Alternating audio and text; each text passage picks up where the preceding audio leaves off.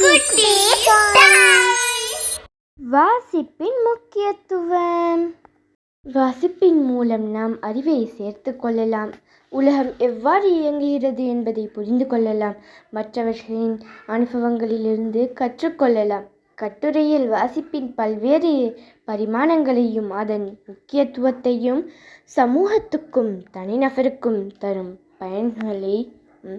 பயன்களையும் விரிவாக பார்ப்போம். மனிதனின் அறிவு பரவலாக பகிரப்பட்டு வந்தது. எழுதும் கலையின் மூலம் எழுதுதல் தோன்றிய பிறகு அதனை படித்து அறியும் பழக்கம் உருவானது. பழைய சமுதாயங்களில் கற்கையறிவு பெற்றவர்கள் மிக குறைவாக இருந்தனர். அவர்கள் மட்டுமே வாசித்தும் எழுதியும் வந்தனர். ஆனால் அன்றைய காலத்திலிருந்தே வாசிப்பு சமூக முன்னேற்றத்திற்கு காரணமாக இருந்தது. சங்க இலக்கிய காலத்தில் தமிழர்கள் பாடல்களை மனப்பாடமாக கொண்டு சென்றாலும் எழுத்தின் மூலம் அந்த அறிவு தலைமுறைகளுக்கு பரவியது. பண்டைய இந்தியாவில் வேதங்கள், இதிகாசங்கள் ஆகியவை வாசிப்பு மூலமாக பரவின. உலகில் பைபிள், குர்ஆன், புத்த சூத்திரங்கள் போன்ற மத நூல்கள் வாசிப்பு பழக்கத்தை ஊக்குவித்தன. அதனால் வாசிப்பு என்பது பழங்காலம் முதலே மனிதனின் வாழ்வில் அடித்தளமாக இருந்து வந்த ஒன்று. வாசிப்பின் மூலம் மனிதன் தனது மனக்கண்களை திறந்து உலகை அறிகிறான். பள்ளிகளில் மாணவர்கள் பாடப்புத்தகங்கள் மூலமாக அறிவை பெறுகிறார்கள். ஒரு விஞ்ஞானி தான் ஆராய்ச்சியை உலகிற்கு அறிவிக்க புத்தகங்களை எழுதுகிறார்கள். பிறர் அதை வாசித்து புதிய கண்டுபிடிப்புகளை மேற்கொள்கிறார்கள். வாசிப்பின் மூலம் மனிதனுக்கு மொழித்திறன், சிந்தனை திறன், பகுத்தறிவு, பிரச்சினை தீர்க்கும் திறன் ஆகியவை வளர்கின்றன. ஒரு நல்ல புத்தகம் 1000 பேரின் அனுபவத்தை கொண்டிருக்க முடியும்.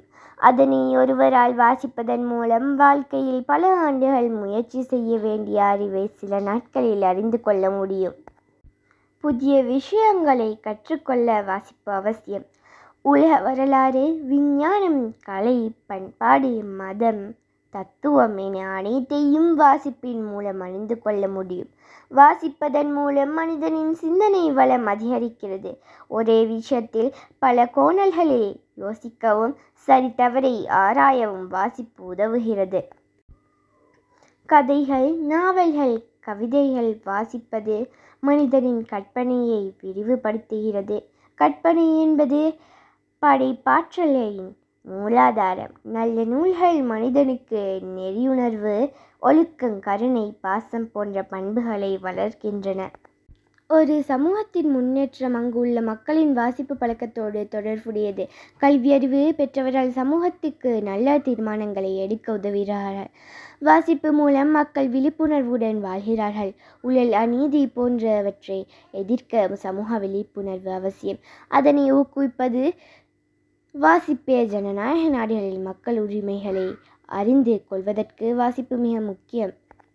அதனால் வாசிப்பு என்பது தனிநபரின் மட்டுமல்ல, சமூக முன்னேற்றத்தின் அடிப்படையாகும்.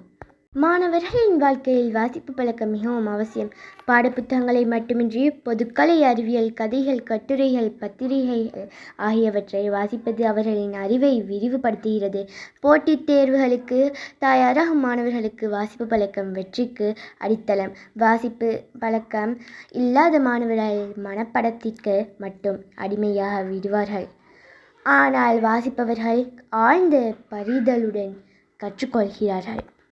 வாசிப்பு நல்லதுதான். ஆனால் தவறான புத்தகங்கள், ஒழுக்கமற்ற கட்டுரைகள், பொய்யான செய்திகள் வாசிப்பது ஒருவரின் எண்ணங்களை தவறாக மாற்றக்கூடும். எனவே வாசிப்பின் தேர்வு மிகவும் முக்கியமானது. நல்ல நூல்கள், நம்பகமான தகவல்கள் மட்டுமே வாசிக்கப்பட வேண்டும்.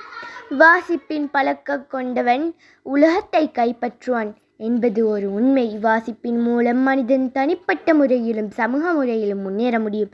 அறிவு, ஒழுக்கம், படைப்பாற்றல், விழிப்புணர்வு அனைத்தும் வாசிப்பின் மூலமே கிடைக்கின்றன. எனவே நாம் அனைவரும் தினசரி வாழ்வில் வாசிப்பிற்கு நேரம் ஒதுக்க வேண்டும். வாசிப்பு என்பது ஒரு பழக்கம் மட்டுமல்ல, அது ஒரு வாழ்க்கை முறை. அதை வளர்த்து கொள்வோம், பிறரையும் ஊக்குவிப்போம். நன்றி.